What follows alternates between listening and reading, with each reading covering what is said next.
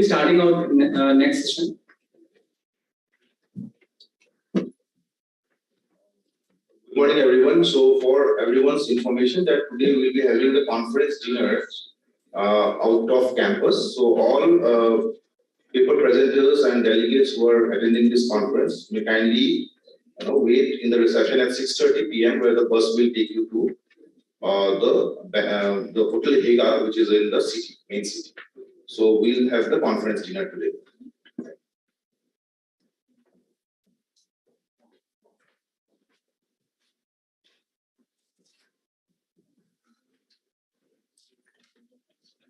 So our first speakers for today would be Dr. Arunabha Ghosh and his team, Dr. Prashant Kumar, and all the other members of the team, Frank Jain, and all the other members of the team. Dr. Ghosh is a research associate of the Global Economic Governance Program and CEO of the Council on Energy, Environment and Water, an independent policy research institute in India with a mandate to address pressing global challenges through an integrated approach. With experience in more than 30 countries, SIR's work intersects international relations, global governance, human development, including climate, energy, water, trade, and conflict. He advises governments, industry, civil society around the world on energy and resource security, renewable energy policy, water governance and institutions, climate governance, and international regime design. The Council on Energy, Environment and Water is one of Asia's leading not-for-profit policy research institutions. The Council uses data, integrated analysis, and strategic outreach to explain and change the use, reuse, and misuse of resources. It prides itself on the independence of its high-quality research, develops partnerships with public and private institutions, and engages with the wider public. In 2021, CEEW once again featured extensively across 10 categories in the 2020 Global Go to Think Tank Index report. The Council has also been consistently ranked among the world's top climate change think tanks. CEEW is certified as a great place for work. So we would request the team to kindly proceed.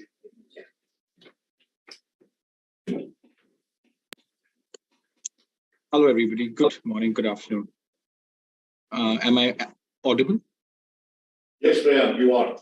Great. Hi, everybody. This is Priyank Chen from the Council on Energy, Environment and Water. And I'm here joined by my colleagues from CEW, the think tank that from Delhi, that which is a knowledge partner for SusCon 9th edition. We are very excited to be here. I'm joined here by 4 of my colleagues, and 2 more will be joining in some time. About CEW, as the presenter just read, we are a leading climate policy think tank that advises the government of India and the UN on a range of issues around sustainability. And today's session is centered around the Stockholm Plus 50 scientific report that CEW and the Stockholm Environment Institute co-authored earlier this year for the UN Stockholm Plus 50 conference. So in today's session, we would be, first of all, having a pre-recorded keynote address by Dr. Ghosh, our CEO, and afterwards we'll showcase a short summary of the report and delve into a panel discussion with some colleagues at CEW who've been central to this project and who bring their expertise in several areas such as finance, technology, cooling and youth, as well as sustainable food systems and power grid reforms. So I would like to begin with a broad introduction of the team here from CEW, and we are grateful for this opportunity and platform, as well as to my colleagues who managed to take this time out from their busy schedules. So in an alphabetical order, I would like to first introduce Mr. Bhuvan Ravindran. He is a research associate with our cooling team and was one of the co-authors of the Stockholm Plus 50 Youth Report. Well, in terms of an alphabetical order, I should start with Mr. Arjun Dutt. who's a senior program lead with our Center for Energy Finance and leads our portfolio of work on financing and de-risking solutions across emerging economies, as well as taxonomy for sustainable finance, amongst other issues. Moving on next, I would like to recognize my colleague, Ms. Nandini Harihar, who's a research analyst with the Foresight team at CW and is knee-deep involved with India's G20 preparations, as well as CW's cutting-edge work on finance, technology, and ocean governance. Moving on next, we have Ms. Simran Kalra, a program associate from the CW's Power team, who's authored the Sustainable Lifestyles paper on the policy side for this project. And last but not the least, we have Ms. Shobha Raha, Head of New Initiatives at the Council, who is also our G20 Task Force Coordinator and has been central to this project in terms of talking about multilateral reforms and the kind of sustainability narrative that the world really needs, for this. Just moving with Dr. Ghosh's address, our objectives for today's session are threefold. One, to talk to you about the ideas in this report and how we envision a future that creates prosperity for all. Second, explain and discuss the vantage point, the moment through which India is currently passing. What is the pragmatic choice for a country like India, the world's one of the fastest emerging economy, to combine climate and development and still meet all its international obligations? And as well as the third vantage point is to discuss what are the fronts of sustainability where actions are happening, learn about the work you are doing, and share more about the areas in which CW operates. So I will quickly begin with presentation with a quick video address from Dr. Ghosh and sharing screen.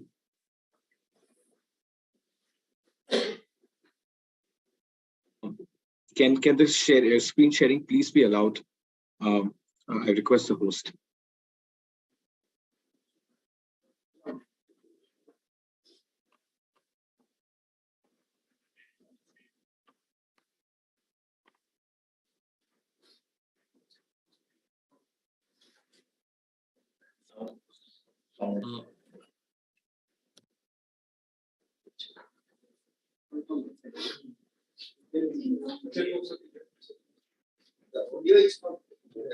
The audio is not coming.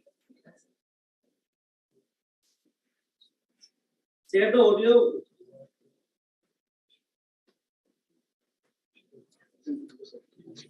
Just a minute, we are trying to figure it out.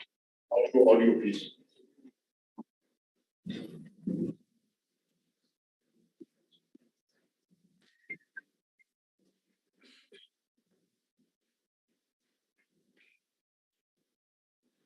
When you share the audio, there is a option share sound below. Sure. Just a minute, sir.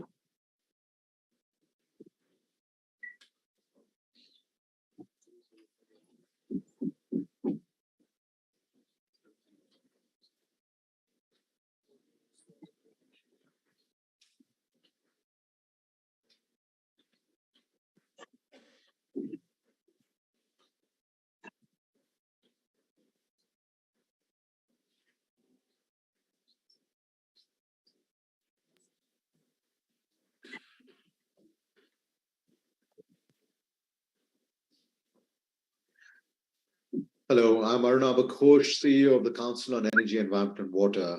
Thank you very much for having me as part of your session. I wish I could have joined you in person. However, I'm on my way for the climate negotiations in Egypt. I want to first congratulate IIM Shillong for the 9th edition of its Sustainability Conclave. The issues that we are dealing with today are no longer about things that will happen in future. They're about issues that are already impacting us very much here and now. 3/4 of India's districts are hotspots for extreme climate events. Our hilly states in North India and in Northeastern India are particularly vulnerable to a changing climate. They're also vulnerable to a rapidly shrinking biodiversity. And they're also vulnerable because there is a lot of development that still needs to occur in having to raise the standards of living of people, give them better life choices, while trying to do all of that within a shrinking constraint of both carbon and other planetary boundaries. So we need something different now. It is no longer actually about imagining how things could go bad in future. It's about responding to how things are today. And in order to do that, we have to start developing new paradigms altogether. We cannot tinker anymore on the margins. We cannot simply turn off the lights and turn off the taps and think all will be good. We can no longer just protect a few trees and miss the forests that are disappearing. We can no longer imagine industrialization without decarbonization. Now, while the alternative route is possible, it is certainly not going to be easy. But in order to make us move in that direction, we have to do at least three things. And these are three things that we explored as CEW and the Stockholm Environment Institute in our joint scientific report for the Stockholm Plus 50 conference that happened earlier this year, the 50th anniversary of the World Conference on the Human Environment way back in 1972. So the first thing we have to do is repair the relationship between humans and nature. This means that we have to integrate nature in the new urban spaces and the cities that we'll design. We have to think about animal welfare in addition to human welfare. We have to think about integrating nature-based education into our curricula. We have to think about the rights of nature and the rights of indigenous people. Only when we start bringing nature front and center within our development paradigm will we be able to actually value it, and value it both for its monetary value, but also for its non-monetary values. But then we have to think about development itself. And we have to think about it in a way that is a development that is for all. So we have to ensure prosperity that lasts for all, which means we have to start with asking ourselves, what is our own footprint? And is our own footprint on resources taking away from someone else's life chances? And therefore making lifestyles a central pillar of prosperity, of aspiration, of nudging behavior, enabling markets, but also redefining aspirations is going to be part of that storyline around ensuring prosperity for all. We have to think about acquiring or using functions, the function of mobility, the function of nutrition, the function of housing, rather than the product, the car, the high resource intensive food product, or the high resource intensive cement based building. When we start thinking about functions, we start thinking about the circularity of resources. And we think about how supply chains can be geared in a way that our resource consumption today also serves as a resource provision for tomorrow in order to ensure lasting prosperity for everyone today and for future generations. And therefore, we have to invest in a better future. And that investment has to be both in the new paradigms of how we de-risk the investments in areas which don't see capital flowing so that they can start attracting capital, and how we co-develop technologies by pooling our human, technical, and financial resources in a way that we can then co-create the technologies of the future, co-own them in terms of intellectual property, and yet adapt them to our local circumstances. If we are able to redefine or change our relationship with between humans and nature, if we are able to think about prosperity that lasts for all by making lifestyles a central pillar, and if we are able to think about the new innovations in finance and in technology co-development in order to invest in a better future, then we can start at least rebuilding a sense of community, a sense of common purpose towards dealing with the challenges we are faced with. And that common purpose will require the public sector and government, the private sector and private investment, and civil society and citizens at large to come together. It's not going to be easy, as I said, but it is the only path we have going forward. Thank you.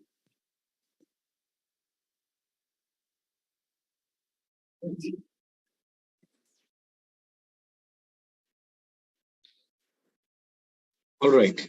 So we are excited about the discussion today, not only because we are getting a chance to talk to business and management professionals, but also because we are able to bring together folks from a different parts and areas of expertise from CW to have a chat on what we do and what is the sustainability frontier that we all are working on.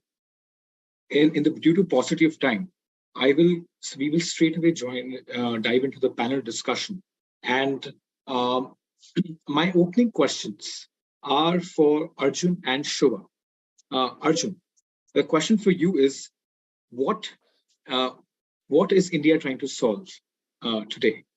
From the vantage point of finance, what is the traditional standing of finance at the international level? And what is India's demands? Is it reasonable, and how can we push that as we talk about technologies of today? And for Shubha, my question for you is on the multilateralism side. You talk about renewed multilateralism. What does that entail, and what is the role of sustainable lifestyles in that? So Arjun, over to you. Thank you, Priyank. Hello, everyone. Let me address your comment, your question, Priyank, by just giving the larger picture pertaining to climate. Yeah, I'm in office. Tell me. Tulika.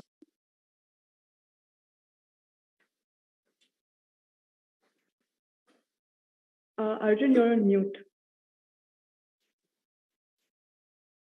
Sorry. So, Priyank, let me just take a step back and talk about why it's important to be looking at the financing aspect of the energy transition. Now, of course, the low carbon transition requires an economy-wide transformation, right? It requires decarbonization of power, industry, transport, buildings.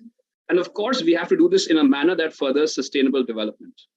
Now, all of these technologies essentially entail investments in physical infrastructure, which are capital intensive and which require considerable amounts of capital. If I were to just take first point out the state of global finance flows towards sustainability, because the UNFCCC released its report, the Standing Committee released its report just a few days ago, which said that global flows for climate action are about $800 billion. Now, what is needed for a trajectory that is consistent with sustainability, with the 1.5 degree goal, as per the IPCC, is for these flows to be 2 to 5 times the current value. So the IPCC says 1.6 trillion to 3.8 trillion annual flows are what are needed as compared to the current 800 billion. So that is the larger global picture where the finance flows themselves are inadequate. Now, coming to the needs of developing countries and India, like you pointed out, the challenge is that when investors look at developing countries, either economy-wide risks, such as currency exchange fluctuations, the inherent weaker institutions or perceptions thereof in terms of developing countries, as well as sector-specific risks, deter investment flows. Therefore, developing countries are not able to attract capital at the scale that is needed. As an example, if we consider the renewable energy segment, in the last year, 2021, around 366 billion of capital flowed into renewable energy. Of this, over 70% flowed to just the US, the EU, and China. Now, considering that developing countries as a whole needs to or will require the majority of the capital flows towards sustainability, because these countries require will drive the global growth in energy and materials consumption for their development needs. It is important to address their financing challenges. So your question specifically was on what India is looking for. And I wanted to just give the broader picture about developing countries to start off with. In terms of India, CW has identified the capital requirements of India's transition to net zero. And our analysis indicates that this stands at about 10.1 trillion US dollars in terms of cumulative flows needed for achieving net zero emissions by the year 2070. And our analysis indicates that current flows that will organically flow, both domestic and international, would still leave a hole of about 1/3, that is $3.5 trillion, we will not be able to marshal in order to achieve the net zero goals. So that is where it is incumbent upon the global community to assist developing countries in managing and addressing the bottlenecks or the gaps in the flow of sustainable finance. In the course of this, of course, under the UNFCCC, developed countries have promised developing countries climate finance support to address these the financing gaps. The challenge is that the delivered climate finance is inadequate in both scale as well as scope. In terms of scale, the annual promise of $100 billion per year that was promised by the year 2020 has not been achieved.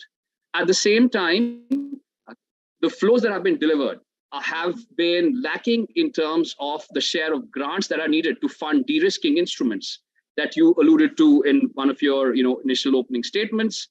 And also they're heavily skewed towards mitigation, leaving aside critical areas like adaptation.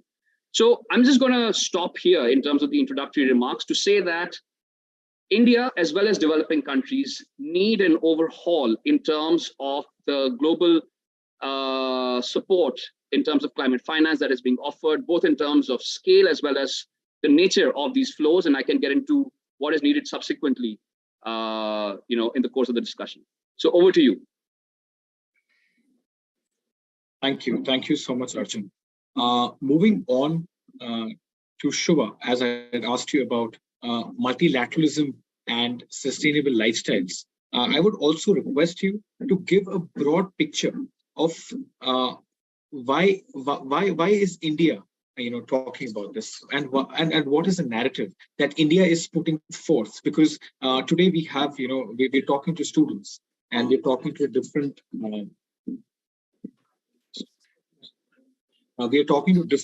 stakeholders. So yeah, please. So I'm going to zoom out a little bit. Thank you, Priyank, for organizing this session for us, and thank you to our host for having us here. I'm going to zoom out a little bit from the specifics that Arjun talked about to really understanding what is the world order that defines multilateralism. The world that we live in is mostly a post-World War II setup where the United Nations defines a large part of the multilateralism for us and its subsidiary bodies, and then we have bilateral and multilateral groupings between various countries. But for a very, very long time, several decades now, we have been the entire economic order, the social order, what we define as development, what we define as prosperity, all of these things have been the construct of a very select elite group of countries that we call the developed nations. And these countries have taken it upon themselves to be the, for the want of a better word, a dictator of what the rest of the world does, which is almost 200 countries.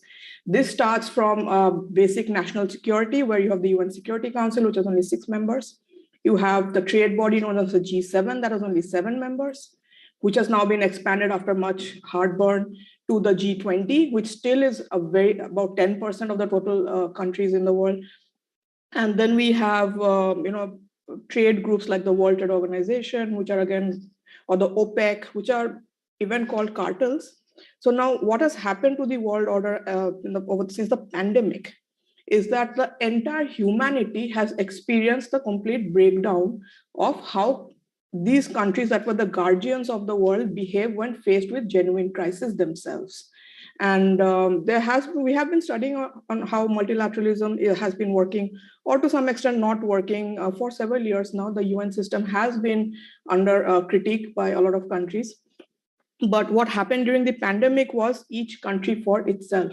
And that was a return to unilateralism in its most absolute sense. When we closed borders, we evicted people, we deported migrant workers, we did not share vaccines, we did not share technology that saved lives, we did not share funds. Countries behaved as and how they felt like doing at the given point of time. And that now has been exacerbated further by the conflict, the Russia-Ukraine conflict, which has now become a West versus Russia conflict. And now there's always a West versus China trade conflict. And the narrative that is emerging right now is of a multipolar world. We hear these words of a new economic order. We hear new energy order. We hear, new power centers coming in. The bilateral axis of power that initially we had the US and Russia, or then we have the trade axis of US and China, and we have all been asked to take sides in this. And this is where India becomes very important in this emerging new world order. And because India has 1/5 the world's population, it's almost 20%. We also are the world's 5th largest economy. We are behind the US and China and Japan and Germany. Every other country is behind us at this point of time. We aim to become a $5 trillion economy in the next 4 or 5 years and then beyond. And almost half our population is young. So it's a very, very young, youth-centric, upcoming productive economy that we have. We also are backed by a civilizational history of several millennia, which makes us a very stable country. We are also the world's largest democracy. It's a highly diverse, highly inclusive democracy that is functioning on a transparent electoral system. So there are several things that are working in India's favor right now that has made us one of the pivots on which the world is likely to rotate in the coming decades. And that is where India has taken 2-3 stances which are important, which will shape the world going forward, is that we have refused to align with any of the existing world orders. We are not siding with any country. We have said that India has its own priority. We have to look up after 20% of the humanity. India has also become, as being an emerging economy, a support for the rest of the developing and emerging economies. And they look up to India because we are not a colonizing power. We are not somebody who tries to exercise influence, undue influence over vassal countries. We are cooperative and collaborative. So there's a lot of goodwill that India enjoys in the world economic system. We also have robust and transparent financial mechanisms. We have a lot of regulatory processes in place. We have stable governments in place that give us governance strength. We also are a strong part of the global economic and trade value chains. Whether we look at resources, we look at the energy trade, we look at goods and services. India is a very large service economy. So all of these things put together is now turning the tide of the global order. And where sustainability comes into all this, India is going to be the first major industrializing nation that is going to do it on a low carbon trajectory. We all know that the developed nations have developed over the last 20 years, 200 years using coal. They've burned copious amounts of coal. They have burned copious amounts of fossil fuel. So they have done it the cheap, quick, and fast way. And now when the world is facing the crisis caused by this development and industrialization, India has been asked to temper its development so that we do not contribute to the carbon footprint of the world. However, we do not subscribe to the ideology that you must stop developing to reduce the carbon footprint. We believe that low carbon development is possible using greener fuels, using energy efficient processes, using better ways to do everything, changing our production and consumption systems. And that is the lesson and this is the example that we are doing in our country that we expect to set for the world. We have just launched Mission Life, which is called Lifestyle for an Environment. This is going to be an initiative that involves at least 1 billion people across the world, where we show that how certain behavioral nudges for individuals, corporates, communities, and countries, supported by enabling market mechanisms, as well as influence policies that globally go towards more sustainable systems such as circular economies. We have better use of resources. We have better recycling, or at the outset, reducing the amount that we consume to necessities rather than wasteful consumption. So this is the route that we are taking right now. I think it's a very positive direction that India is setting for the world. And I'm very, very upbeat about the next 2 to 3 decades and how these experiments play out. Thank you, Priyank. Great. Thank you, Shiva, for outlining the larger battle that's happening, and also in inculcating a bit of political flavor in the conversation. I think that is something that our audience would also very much appreciate. It. Politics is something that everybody takes an interest in. Now I move on to a very to the next panelist of the session, and we are joined by Mr. Abhishek Jain, who's a fellow and director powering livelihoods at CW and also leads our sustainable food systems program. Abhishek, we've heard from Arjun about the finance side of things and what is the challenge that developing economies face. Shua has highlighted the international narrative and the battle, that's happening as we speak, in the lead up to COP27, G20, and other platforms.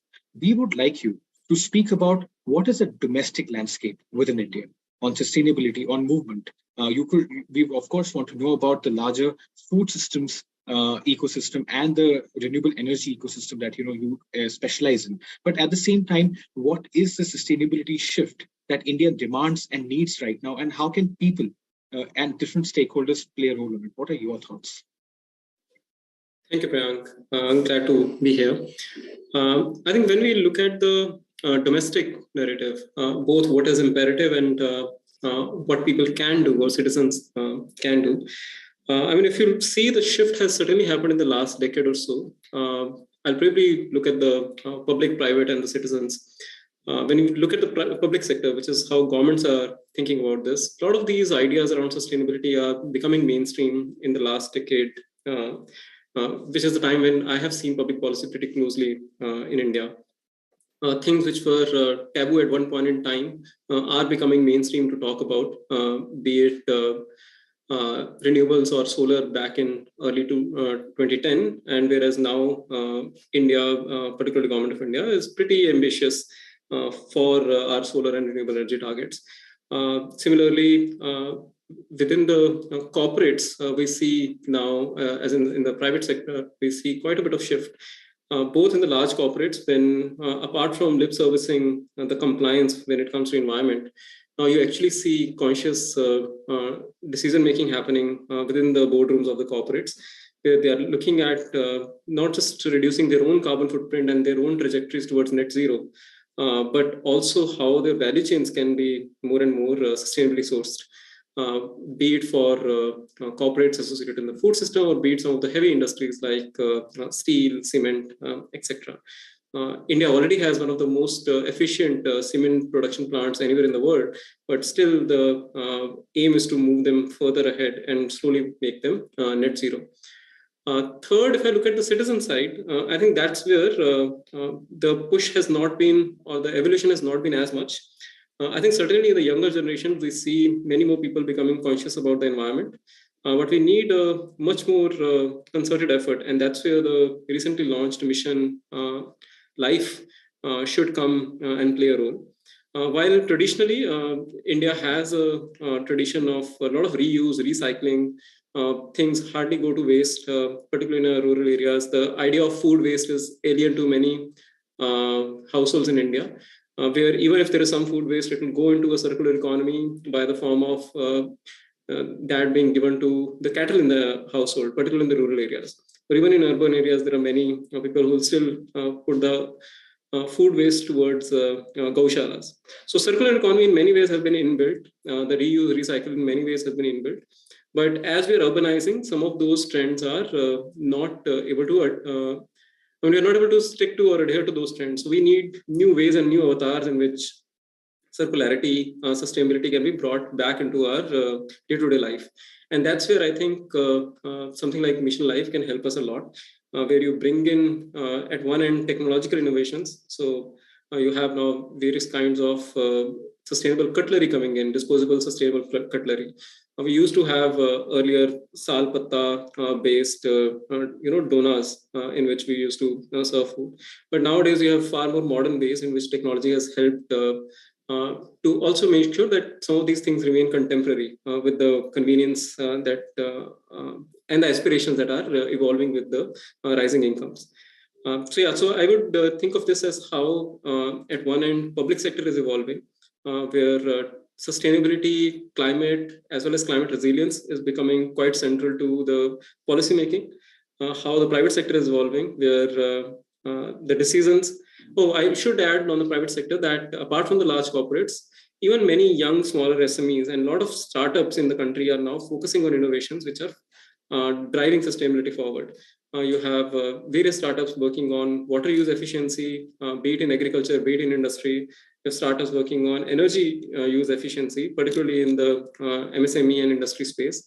And you have many startups which are leveraging small-scale renewable energy to even power healthcare, power education, and power livelihoods on the ground. So I think that's how we see the sustainability narrative evolving and slowly becoming mainstream in these 3 quarters. Let me pause there, Priyank. Sure. Thank you, Abhishek, for that understanding. And I appreciate the simplicity of explanation. As policy professionals, we are always privy to making things technical. As lawyers like to be legal. That's how we run. They run their practice. Next, I would like to invite Mr. Bhuvan Ravindran. He's one of the lead authors of the Stockholm Plus 50 Youth Report that highlighted a vision for the youth. And Bhuvan, my question to you is, tell us about the report in terms of what were the findings that you looked at, and what is the role that the youth can play both outside the room, as they are often, and inside the room. Thanks, Priyank. That's a lot to capture in with a limited intervention, because it's 8 months of effort and analysis. But so the youth report was co-authored by 12 youth authors. Youth here being between the age of 18 to 30 from different countries. So we were over 6 countries amongst us, between 2 organizations, SEI and CW. You'd ask me 2 things. One, on the findings and the involvement of youth inside, at and beyond the table. So I think as far as the findings are concerned, there were 2 aspects to it. One was our analysis and literature review. And the other was a global survey that we conducted in over 90 countries digitally with over 1,000 respondents. In that, we found that 90% of our youth respondents felt directly impacted by climate change. Obviously, we could not penetrate places with low internet access, or the least developed countries, or the small island developing countries, which are worst affected by the climate change and are yearning for loss and damage compensation. But 90% of our youth respondents, which still are not in that part of the most impacted world, still feel that they are directly impacted by climate change. Climate anxiety amongst youth, or what will be their future prospects for health, impacts on their lifespan, are certain very appalling responses that we received. And 68% of the youth through the survey felt that their governments aren't doing enough. So which sort of sets the stage for youth to come in. Recently in Sweden, we saw that a 26-year-old youth was made the climate minister. So definitely in terms of survey finding, these were very stark. To dovetail the survey findings with a recommendation, I would like to perhaps cite another statistic that 90% of the youth felt, over 90% felt, that we aren't assessing growth wisely. Why? Because the predominance is given to economic metrics rather than qualitative metrics like education, health, and happiness. That is where I think we dovetail this with our recommendations. We believe that we have to reassess our metrics of growth and transition from gross domestic product as the main metric of measuring prosperity to other aspects like happiness index that have been used by countries like Bhopal and New Zealand. In fact, recently, in the report, we also talk about the Planetary Boundaries Convention. And very recently, early this year, countries have started using the planetary boundary framework to assess how they need to limit their own consumption patterns across the 9 planetary boundaries, out of which 2, that is biodiversity and climate change, we have already transgressed to somewhat irreversible levels, and 3 other planetary boundaries have also been transgressed. So that is the other aspect. Second, we believe that we're in a rush in the sense that if we have to succeed in the Anthropocene, we have to internalize the anthropos. The anthropause here is COVID-19. Like my senior colleague Shubha had initially mentioned, that we realized that global solidarity between countries, the multilateralism we thought was very robust, its fragilities have been exposed to the extent that in the youth report we cite that, apologies, pollution, wondering climate anxiety is a part of my day as well. But in the youth report, we found that while nearly half of the WHO member countries could fully vaccinate 40% or more of their population, countries in Africa could cover merely 8% of their population for vaccine due to inequalities in the vaccine distribution supply chain. Similarly, 70% or more of the biodiversity population since 1970 have already been depleted due to econocentric and technocentric models of development and solutions thereof. So I think we need to move away from a technocentric to an ecocentric model of growth. And that is one. Secondly, we need to definitely also mainstream youth participation. That is another recommendation which will directly answer your question on at and beyond the decision-making table. Currently, we feel there has been definitely an increase in youth participation across local and global platforms, but there has not been systemic tracking of the implementation of those recommendations that youth provide. I recently attended the LCOI, the Local Conference of Youth in India, that was organized at Ahmedabad. We developed a lot of recommendations on various negotiation issues at COP. Last year, there was again representation, but these recommendations did not reflect in the Glasgow Climate Pact. What we would like is for our representation to graduate from being tokenistic to substantial. And we are very hopeful. I think being in this space, especially youth, we are compulsive optimists, and we are governed more by possibility than by feasibility. And I think that is the reason having youth at the decision-making table is important, because it's our future that is being governed, and it's only justified that we are there when it is being governed. Lastly, I feel that it's important to increase the capacity of youth to make those decisions. Dr. Ghosh, in his opening address today, mentioned that we need to mainstream climate education to build that capacity. Does a boy in say, Bahamas is more aware of how he will be adversely impacted by climate change, say, vis-a-vis a person in New York or New Delhi? Is the environmental education differentiated or homogeneous? We need to reflect on the content, on how it's provided, and also give career options, develop career options, and give opportunities to indigenous people and people from the EWS and LIG categories to participate in these conventions, because it is their resilience which is affected first when climate disasters strike. I limit my intervention to that. Priyank, over to you. Thank you, Bhuvan, for this mesmerizing touch on the anxious state of affairs that the youth finds today. Thank you so much for that. I now move to another colleague who is also a member of the youth constituency, as the Climate World puts in, Ms. Nandini Harihar. Nandini, so we've discussed a variety of things, and I'm presuming that our audience is finding, is getting snippets of insights and knowledge, on technical topics, as well as, narrative-based things, and also how different constituencies are moving. But to you, I want to talk about technology, because, no solution can be pursued and developed without effective collaboration.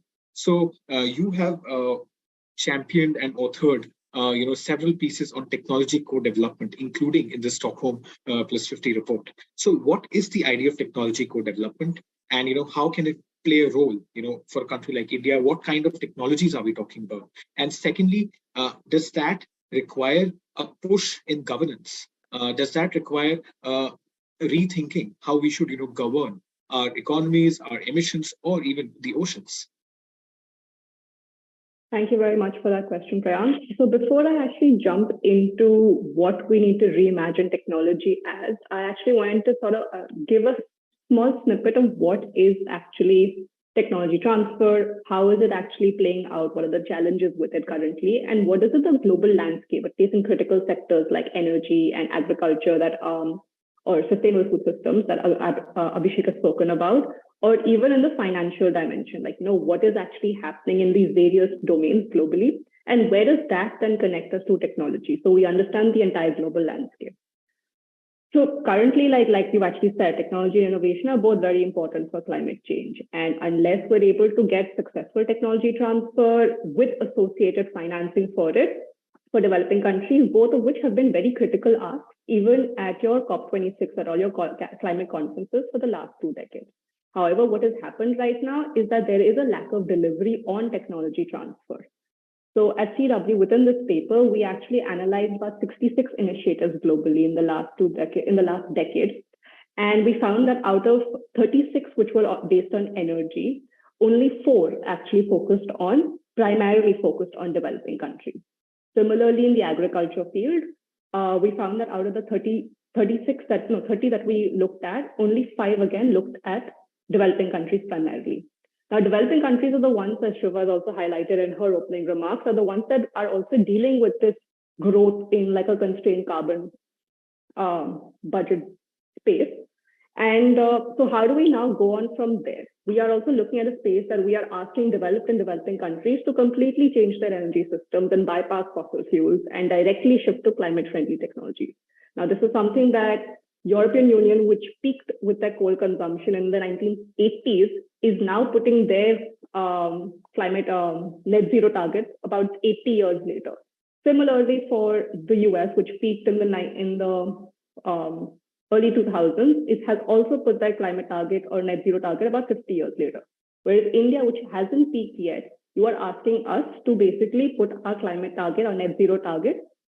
From global pressure, they've asked us to put it at 2050, but we have put it at 2070 because we care about, or we are focusing on industrialization, we are focusing on development, but we're also focusing on decarbonization.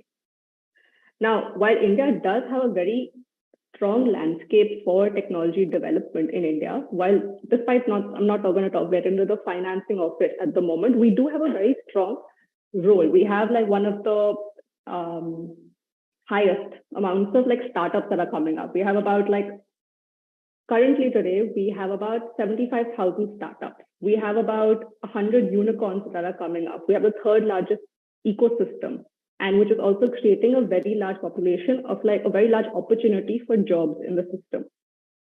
However, what is actually lacking is that we can't develop and we can't deploy technologies as fast as they are required unless we are working with other countries for it. So this is where you bring in the idea of technology co-development. It's also something Dr. Ghosh has highlighted in his opening remarks. Now, what is technology co-development?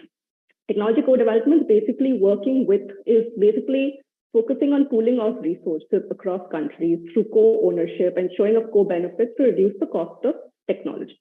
Now, currently, this is something that Arjun has also spoken about how the cost of technology, especially in developing countries, whether you're looking at solar plants or you're looking at wind turbines, or you're looking at the development and deployment of technology, is extremely expensive in developing countries, mainly because the cost of finance is very high and the rate of interest that they ask from these countries is extremely high because of the risk potential. So now how do we sort of look at developing technologies together so that we can bring down that cost of finance, we can bring down that rate of interest, and at the same time, we can deploy technologies at a much faster rate. India has the entire land base for developing technologies. What we require, we also have the capacity to some extent. What we lack is the fact that we don't have finance coming in. So if we can get into partnerships, either bilaterally or multi-party partnerships with other countries, other stakeholders, or even in other industries, we're going to be able to deploy technologies using this kind of like big startup base that we have at a much faster rate. There was one other question that Priyank you had asked on the type of technology, right, that we are looking at. So just on that, I would request you to make your final statement. Just like the carbon space, the talking space is also exhausted in a point that the speakers like yourself and Simran at the end will have to develop. The last one, so the only point I would probably leave us at is the fact that there are several technologies that we are focusing on. So where do you see that the opportunity lies for India? India is looking at green hydrogen as our strategic fuel for decarbonization. But that is not the only opportunity. We have DRE solutions for livelihood. We have startups that are providing lifestyle opportunities for different people by decarbonizing them. So I would suggest that you look at this space a little more strongly, and you look at the opportunities that are already provided domestically. There's a very strong policy landscape in India, and the growth for startups is always there. Right. Thank you, Nandini, for that insight as to where technology transfers are not working and how co-development could help.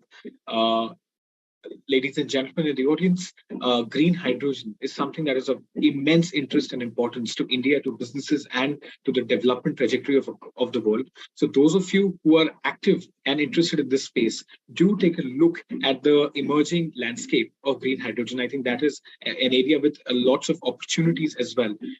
Yes. So moving on to our last speaker, and right before dessert, we have the last part of the main course, Ms. Simran Kalu.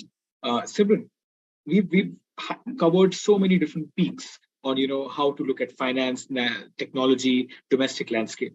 But what are the policy pushes and nudges and behaviors that will enable these sustainable lifestyles? What are things that you, in your paper, you find are things that India can scale, can try, and world across can input in making sustainability aspirational for the world? Thank you, Priyank, for your question.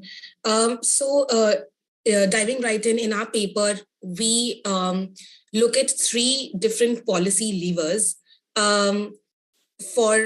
We look at three different policy levers to understand how we can, shift to a sustainable lifestyle, and sort of one of them is looking at changing nudges. Nudges is now being used in a lot of countries. It's been integrated into the government institutions, and people have realized the importance of nudges.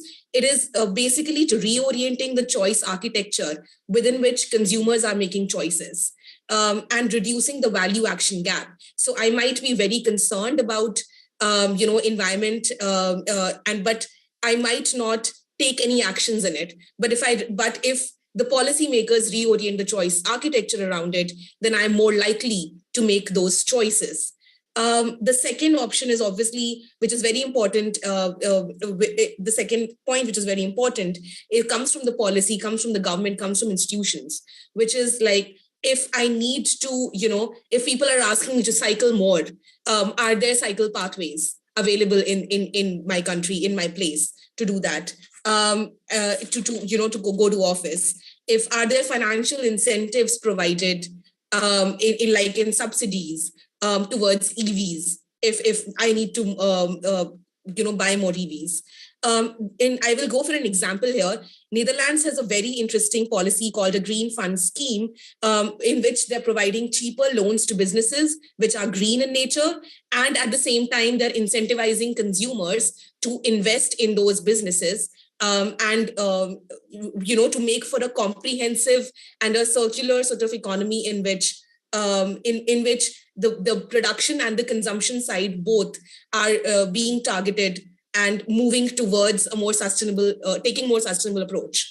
The other is, of course, redefining social norms within which we make choices, right?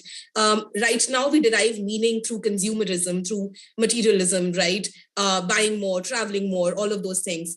Now, can we derive meaning through a collective action? Can we derive meaning through more sustainable approaches, through more... right, and that I would say is that if we follow an integrated approach, combining all three of them, that would be the key in terms of looking at sustainable choices, and pushing consumers, pushing ourselves, all of us who are consumers, towards living a sustainable lifestyle. Yeah, thanks, Priyank. Thank you, Simran. Speakers at the end always have that challenge, and thank you for standing up to it. Ladies and gentlemen, we now come to the last segment of today's session. As a policy research institution, we don't only just write reports, meet stakeholders, and talk technical stuff. We also have an active outreach team, and we develop multimedia visuals and creative ways of communicating our research, as well as humanizing climate change and the risks that come in.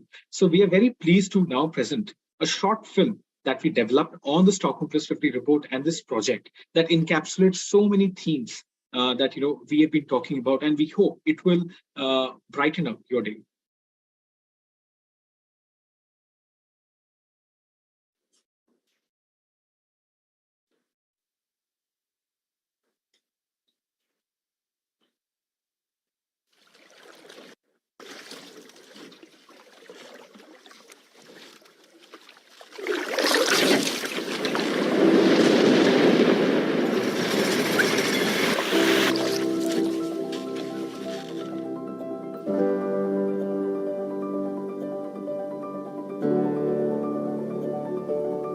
Ralph Emerson once said, "A house is made with walls and beams, but a home is built with love and dreams."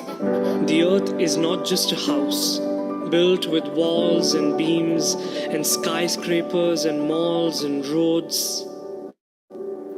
The earth is our home, full of breathtaking forests and waterfalls, vast blue oceans and also malls, but with people and all kinds of different beings. The earth is filled with love and dreams, but our home is crumbling. Our dreams are breaking.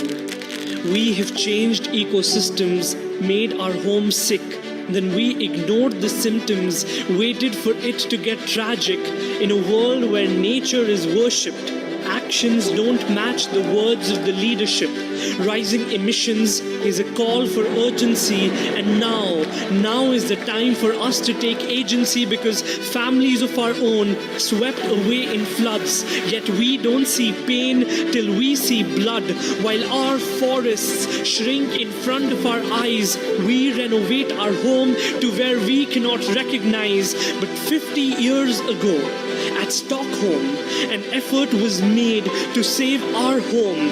50 years later, there is no accountability, but it is time for us to take responsibility. Let's craft a key to unlock a better future and redefine our relationship with nature. Our home isn't perfect, but it doesn't need renovating. It needs compassion. Our home needs healing. It is already 2022, but there is hope. I see hope in the eyes of our generation as we are learning how to cope. Young voices are becoming an inspiration. How dare you continue to look away? Our home doesn't need heroes in capes or superheroes who change shapes. Our home needs people like you and me, people who act and people who make policies. We need to invest in a better future, reform finance and technology. We need to heal nature, build a world where all get prosperity, as this may be our last chance, this decade our last window. Despite the clouds and the storm, there still can be a rainbow.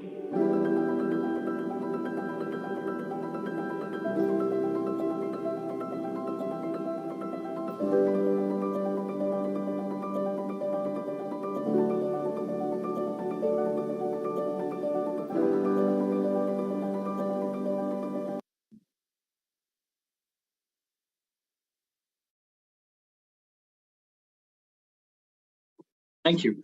Thank you so much. We see some claps in the audience, so we can't hear them. We will take everything that we can gather today. It has been a pleasure interacting with everybody. It would have been great to take some questions, but we all understand this is just before lunchtime and you have a long conference to go. So thank you so much for the platform and opportunity. And I'm special thanks to Professor Dr. Sanjoy Mukherjee for connecting with CW and building this institutional relationship. We hope to engage with you more often. And thank you to my colleagues. We all are just in the lead up to COP27 G20. They've been kind enough to come here and share and interact with all of you. Thank you. Priyank, Sanjoy here. Can you hear me? Yes, we can. Just 2 or 3 minutes. We have a present duty to perform. And after that, we'll go to session. But thing is, we are so happy to have all of you here. You know, not many people are committed to sustainability in the academic world till date. So it's the onus is on us, and the onus is on institutions, organizations like CEW. At least it is focused on youth, and the youth have to be inspired. The youth have to be motivated to take sustainability not just as an academic course, but as a commitment, as a movement, right? So, on behalf of IIM Shillong and the entire committed group of SusCon, Sustainability Conference, the 9th one in IIM Shillong, I now request the anchor to conclude the session with a presentation of memento to CEW. So kindly hold on for a couple of minutes. Thank you so much, sir. Thank you so much, Dr. Arunabha Ghosh, CEO, Brand, Jan, and the team from the Council for Energy, Environment and Water. And now I would like to request Professor Sanjeev Kakuti, sir, to felicitate Dr. A. Ghosh and his team.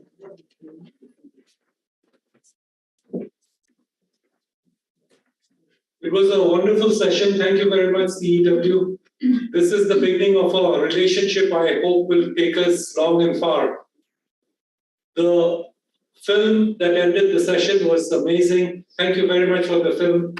It was creativity at its best. The talks by each of the speakers was inspiring, and it has opened up a lot of new vistas for thought. Thank you. We look forward to working together. This is a token of appreciation for all the time and effort that you have put into making this conference that much more better. Thank you very much. And this is a small memento from our side.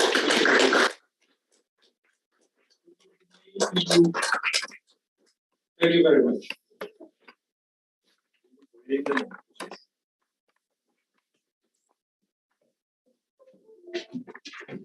Thank you. Thank you so much, everybody. In a short while. All right. Thank you. So moving on to for the next keynote session, we are extremely delighted and honored to have with us Mr. Ashu Singhal, sir. He's presently heading the corporate strategy, planning, advocacy. Ashu Singhal, it's Mr. Soumik Biswas, General Manager Corporate Strategy at DLM Limited. There was a change in people who were updated. Yeah. Mr. Soumik. Sorry. Okay.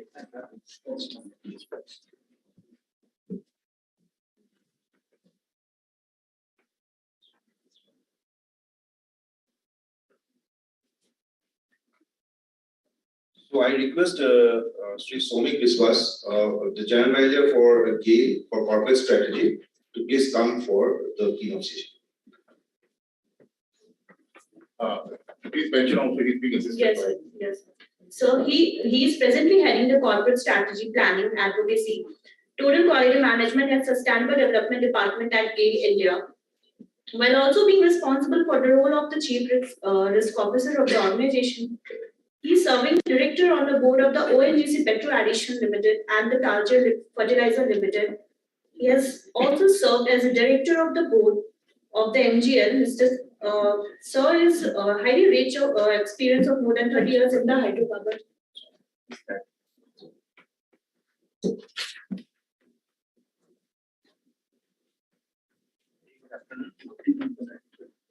Mike. Am I audible? Very good afternoon. Again, it's happy to partner with IIM and SBI in this wonderful conference. So I'll briefly cover. Next slide. I'll briefly cover overview of GAIL and India's energy sector and sustainability in GAIL. So GAIL was incorporated in 1984 and primarily it was given the responsibility of processing, transporting and marketing natural gas. And GAIL is aligning itself with Government of India's vision of a gas-based economy.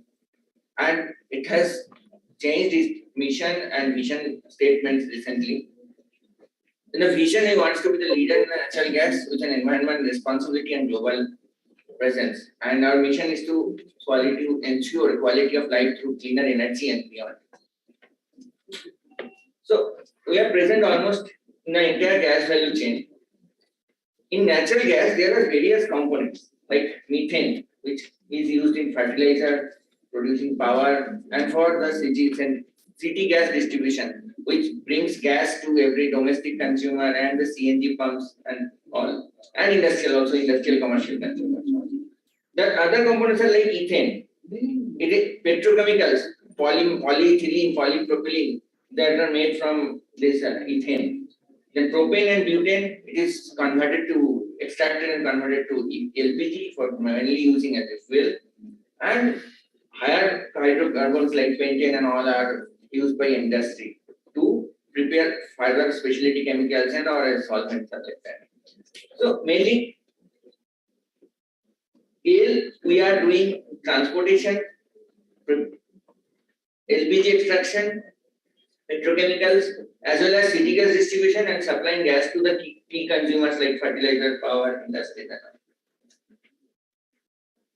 So our journey has an embedded sustainability imperative in it. Like it was conceptualized to actually economic use of the natural gas, which was being flared in ONGC Mumbai high offshores. And 1800 kilometers of pipeline was planned to be laid from the West India to North and Northwest India.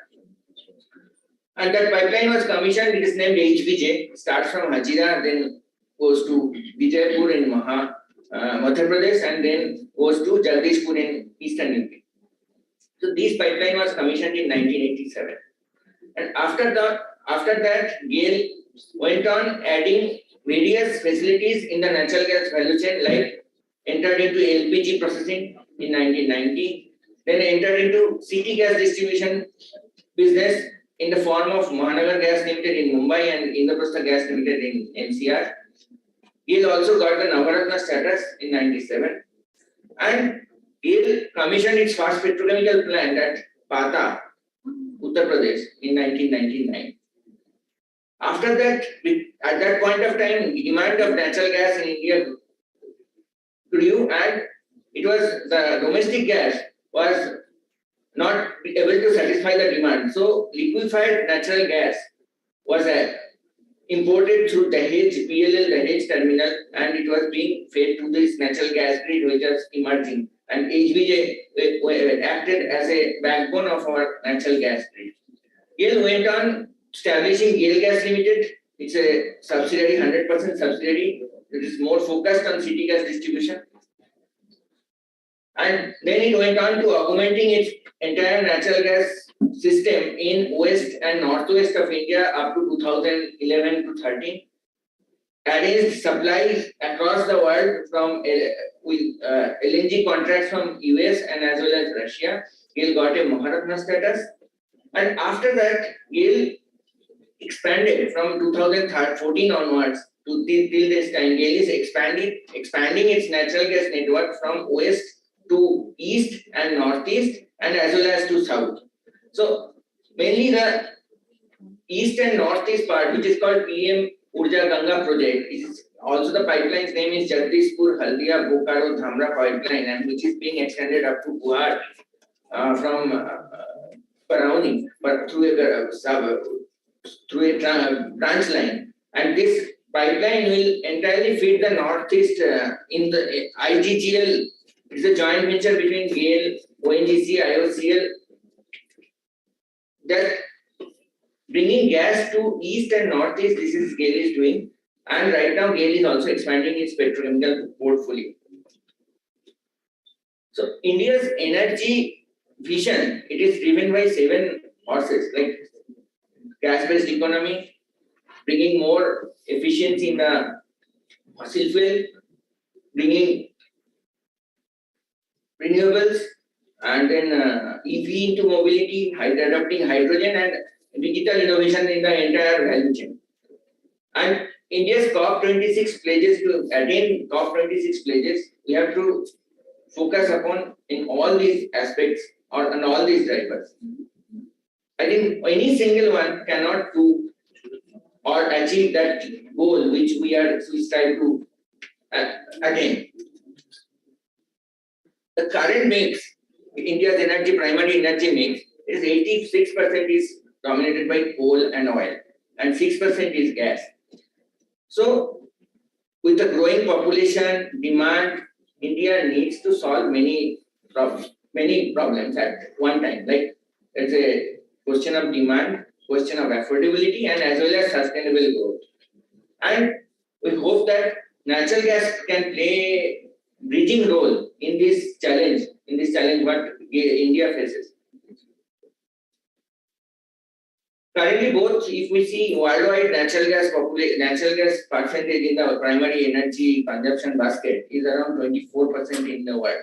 Whereas in developing economy in China and India, both oil and natural gas uses are in a similar level, and both China and India, they are trying to increase in renewables and as well as natural gas to bridge this transition gap. So I was just telling that we are in a present state of domination of our energy basket by coal and oil, and we need to go to the future state of biofuels, renewables, and hydrogen. But this cannot be done in overnight.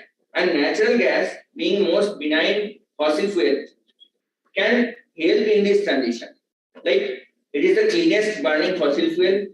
It emits 45% less CO2 than coal, 25% less GHG from liquid fuels like diesel and petrol. It produces less sulfur dioxide, no sulfur dioxide or particulate matter when burned, and it can actually balance the intermittency of renewable in power.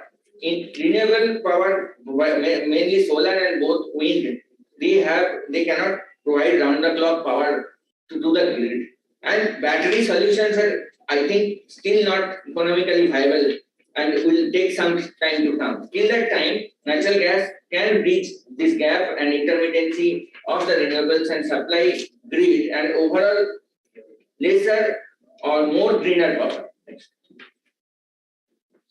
So gas can be used for decarbonization being used in decarbonization with various initiatives like city gas distribution using gas in national gas grid expansion of gas applications, gas in fertilizer, compressed biogas as Satat initiative, LNG applications, gas in power, gas in steel, and blue hydrogen. But mainly I just elaborate on 2-3 others. One is this national gas grid. No, next. So this was the gas grid act in 2014. Then we started expanding from the west and northwest towards east and also towards south. GAIL, the present pipeline network length in India is around 21,000 kilometers, and we strive to go to 36,000 kilometers in 3 or 4 years. GAIL along with its JVs is doing more than 5,000 kilometers. And with this national natural gas pipeline network and LNG import terminals, that capacity is also going to be from 40 to 62 MTPA. Will be able to distribute gas all across the country. Next. Because that will be required because Government of India with and PNG as well as regulator has authorized city gas distributions in almost all over India. On 98% of the population and 88% of the geographic area has been covered in the 11th round of authorization, and we need to supply gas to this city gas distribution network. So that national gas grid will act as a backbone for distributing gas to city gas distribution, and this city gas distribution networks will provide piped natural gas to homes and as well as to the CNG pumps. So liquid fuels can be replaced.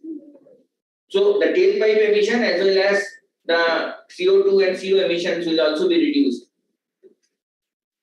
Another major initiative of Government of India which is being backed by GAIL and other PSUs is sustainable alternative towards affordable transportation, and it actually uses bio-waste, agricultural waste and solid municipal waste to produce compressed biogas which at the quality of natural gas, which will be injected in the national gas grid and as well as will be supplied through the CNG pumps to the vehicles. So this has the characteristics of a circular economy because this will help rural, it will increase rural income, reduce the import, increase our and decrease CO2 and methane emission as well. On the sustainability reporting part, we are an early adopter. For the last 12 years, we are reporting sustainability reporting through externally assured mechanisms and our sustainability performance. And this year's theme is energy for green energy. And we are rated by Economic Times. We are highly rated like Business World, S&P Global. Oh, we'll be happy to share that we have taken a net zero ambitious target and aligning with GOI's target of attaining net zero by 2070. Our target till 2040 will be to reduce our scope 1 and scope 2 and reduction of 35% in our scope 3. So there will be mainly 4 pillars through which we plan to do this. First one is operational decarbonization, second one is energy transition, third one is carbon capture, and fourth one is offsetting.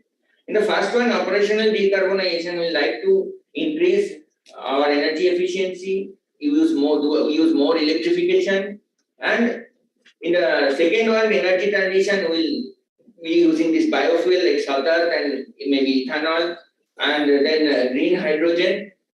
In CCUS, we'll try to capture the CO2 emissions from our existing and upcoming facilities and convert either to sequester them or make them convert them for economic use. And we can also produce blue hydrogen from natural gas through CCUS, which will be a fuel of the future. And in offsetting, we are planning to do either through carbon credit mechanism or doing a direct offsetting.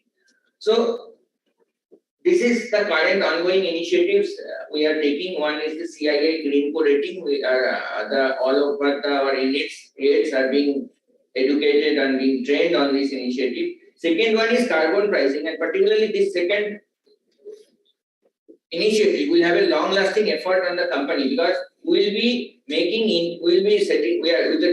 with the partnership with GIZ Germany. We are doing a internal carbon pricing for our final investment decision that will make part of it between the alternatives. So I think this will be a very crucial step for GAIL once we can practically implement this in our future investment decisions. And otherwise, we have also done a Miyawaki forest, 150,000 saplings in a very condensed area in our petrochemical plant, and we have also planted more than close to 90,000 saplings all across GAIL's locations. So this, in a nutshell, is GAIL's sustainability journey. And thank IIM Shillong for giving us this opportunity to present our company here.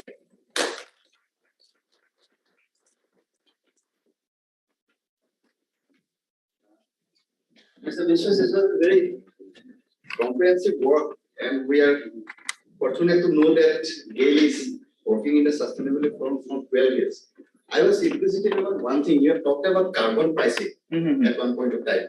So can you just briefly let us understand what it's all about? I think carbon is something new for me.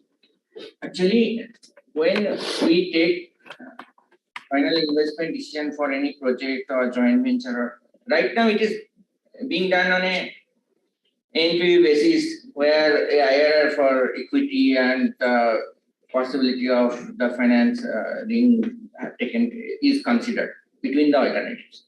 Now, as such, there is no penalization of more emitting alternative.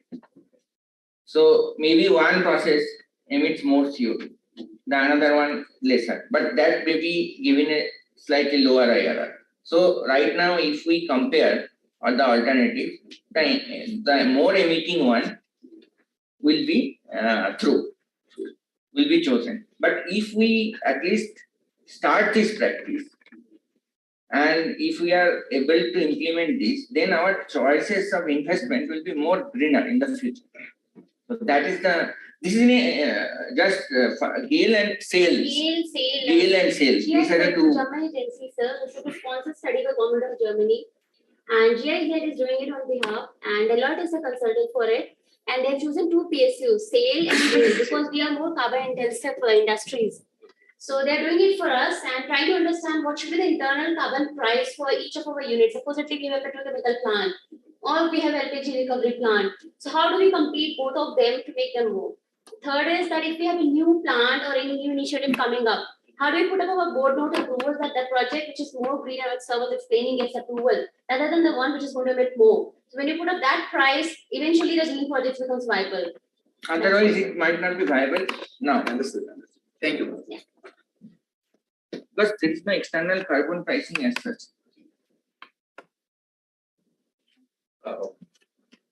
I'm good. So at the outset, we from IIM Shillong SusCon committee, we really thank GAIL for sponsoring as a conference sponsor for this year, SusCon 9. GAIL India Limited sponsored SusCon 9. This is the second time GAIL has been participated with IIM Shillong for supporting, which we always been having in our target for industry academia initiatives. We also thank GAIL India because it's all started a long time back when we started engaging with GAIL, and we discussed yesterday to have more collaborations in terms of training programs, in terms of various initiatives. And as GAIL India is already been present here as in BCPL Dibrugarh, and I think more initiatives GAIL India is taking here for the northeastern region. So we hope and expect that the IIM Shillong can be a knowledge partner or for any joint initiatives for both the organizations. I thank Sri Somik Biswas, General Manager Corporate Strategy and Advocacy, for taking his time all the way from Delhi to Shillong, and also Madam Shalini, who had been associated with us since last almost 10-15 days. Sri Ashu Singalji, whom we met in Delhi, myself and Professor Sanjay, and it was his initiative also, and these things could be done at this time. So I request for a small token of appreciation. Thank you, sir, for your enlightenment talk, and your words were very insightful and they contain a lot of learning for all of us. It is our pleasure to have you here in the today's session. Now, I would like to request Professor Sanjay Mukherjee sir to honor Mr. Somik Biswas sir and Shalini ma'am with the memento. I would also like Himangu sir to be present here.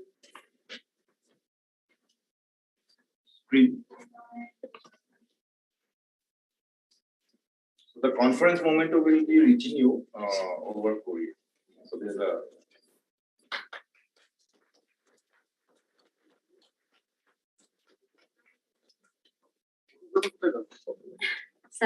May I? Here's the photograph. No, It's okay. It's okay.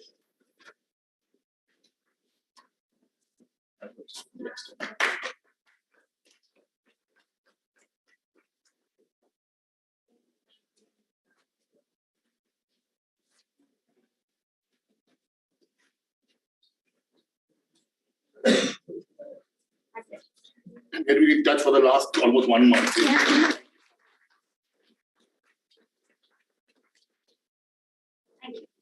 Thank you for all your support. Thank you so much. Thank you for that.